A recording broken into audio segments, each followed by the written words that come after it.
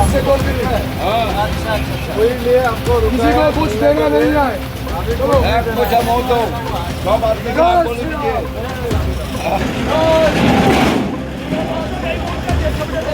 আমরা দেখেছি 2011 সালে সিপিএম ক্ষমতা থেকে চলে যাওয়ার পরে এই তৃণমূল যারা মানুষ ভরসা করে ভোট দিয়েছিল পালাবদল করেছিল সেই তৃণমূল কিন্তু আবার 2011 থেকে এসে এই অনৈতিকভাবে এসডিডি এর মাধ্যমে ফুলবাড়ি থেকে টোল প্লাজা থেকে দুর্নীতি করে কোটি কোটি টাকা টোল আদায় করে কিছু হারমাদদের কিছু তাদের বাহিনী যারা রয়েছে ফুলবাড়িতে তাদেরকে টাকা দিয়ে বসে বসে রেখে পার্টির অনৈতিক কাজ দুর্নীতি করে এই টোলটা থেকে টাকা আদায় করছে।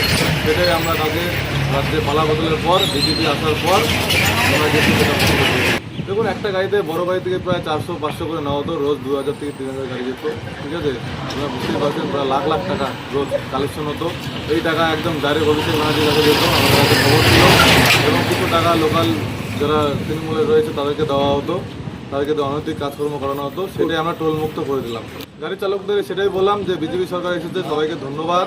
আমরা ভারতীয় জনতা পার্টির কার্যকর্তা হিসেবে আপনাদের জানাচ্ছি যে আমাদের এই যে টোল 15 কিলোমিটারের মধ্যে যে অনৈতিকভাবে চলতো 3টা টোল, সেই রাজ্য সরকারের টোল ফুলবাড়ি টোল প্লাজা আজকে থেকে सिलीगुड़ी के फूलबाड़ी स्थित महाराजा अग्रसेन अस्पताल में आपका स्वागत है।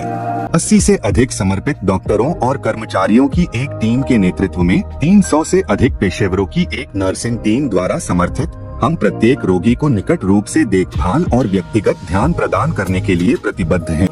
120 से अधिक बिस्तरों के साथ हम अपने रोगियों के स्वास्थ्य को बढ़ावा देने के उद्देश्य से व्यापक चिकित्सा सेवाएं प्रदान करते हैं। महाराजा अग्रसेन हॉस्पिटल, फूलबाड़ी, सिलीगुड़ी।